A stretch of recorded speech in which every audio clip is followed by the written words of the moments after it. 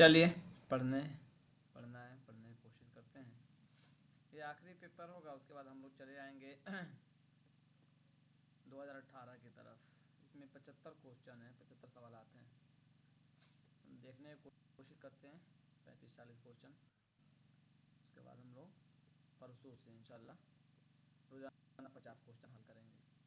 50 सवाल जो सवाल हल कराए जा रहे हैं वही सवाल बदल कर पूछे जा रहे हैं। स्क्रीन शेयर नहीं हो रही है, हो रही होगी, हो रही है। चलिए देखते हैं हम लोग। और आप सब लोग जहन बना लीजिए कि जैसे ही मौका मिलेगा पढ़ने का, जब मैं बोलूँगा कि आप पढ़िए तो आप लोग तैयार रहिए उसके लिए, ठीक है। तो आज का पहला ही सवाल है कि दक्कन में उर्दू के अव्वलीन नमूने हमें किस दौर में मिलते हैं। ये सवाल बहुत अहम है और ये आपको मालूम भी होगा, ये आपको मालूम भी होगा। तो आप लोग कमेंट करते चलिए। बहमनी दौर, बहमनी दौर ये दक्कन का पहला दौर है ना, जिसका आगाज़ हुआ था 1347 में।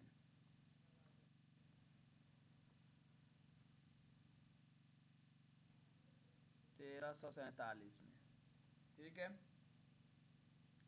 1347 में आगाज़ हुआ था। इसके बानी थे अलाउद्दीन हसन गंगू, अलाउद्दीन हसन खान बहमनी कह लीजिए। अलाउद्दीन, अलाउद्दीन, ये अलाउद्दीन नाम था, इतना से आप पकड़ लीजिएगा। मैं बोल रहा हूँ अलाउद्दीन हसन खान, ठीक है। इख्तिताम हुआ है 1527 में, लिख लीजिए इसको। 1527 में इस दौर का इख्तिताम हुआ है। ये हो गए। इसमें 18 बादशाह आए थे। इतने मालूमात आप कर लीजिए अभी। 1347 में आगाज़ हुआ था, जिसके बानी थे अलाउद्दीन हसन खान बहमनी या गंगू। 18 बादशाह आए थे। 1527 में ये सल्तनत ख़त्म हो गई थी, ये आप मालूम हो गए आपको। अब आगे देख लीजिए कुतुब शाही दौर। कुतुब शाही दौर में 8 बादशाह आए थे। 8 बादशाह कुतुब शाही दौर में आए थे, ठीक है। इसका आगाज़ हुआ था आगाज़ कुल्ली कुतुब शाह से या मोहम्मद कुल्ली से आगाज़ हुआ था। 8 हुक्मरान आए थे और बादशाह आए थे। मोहम्मद कुल्ली से आगाज़ हुआ था, ठीक है। मोहम्मद कुल्ली कुतुब शाह हो गया मुझसे लिखने में कापी में। मोहम्मद कुल्ली से आगाज़ हुआ था और आखिरी बादशाह थे इसके अबुल हसन ताना शाह। अब कब से कब तक का मामला रहा है ये मैं आपको बता देता हूँ। 1518 से 1687 तक को लिख लीजिए आप लोग। 1500 मैं लिख देता हूँ यहाँ, 1518 1687 ये कुतुब शाही दौर का है, ठीक है। मोहम्मद कुल्ली इसके पहले बादशाह हैं, पहले हुक्मरान हैं और आखिरी बादशाह इसके होंगे अबुल हसन ताना शाह। चलिए 2 दौर हो गया। 1508 बताया आपने? अच्छा मैंने लिखा है 1518। ज़रा देखिएगा एक मरतबा, जैसे भी हो हमें बताइएगा, ठीक है। आदिल शाही को भी मैं यहाँ बता ही देता हूँ थोड़ा सा। आदिल शाही का देखिए किसी ने कमेंट कर दिया 1490, 1490 1686 छींक आने वाली है।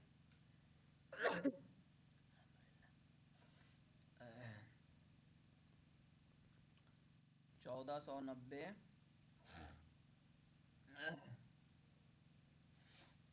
1686 ये आप लिख लीजिए। हाँ इसमें साल का एक आध साल फ़र्क हो सकता है, तो मुख्तलिफ़ किताबों मुख्तलिफ तहकीक है, लेकिन मोटा मोटी आप इसको याद रखें।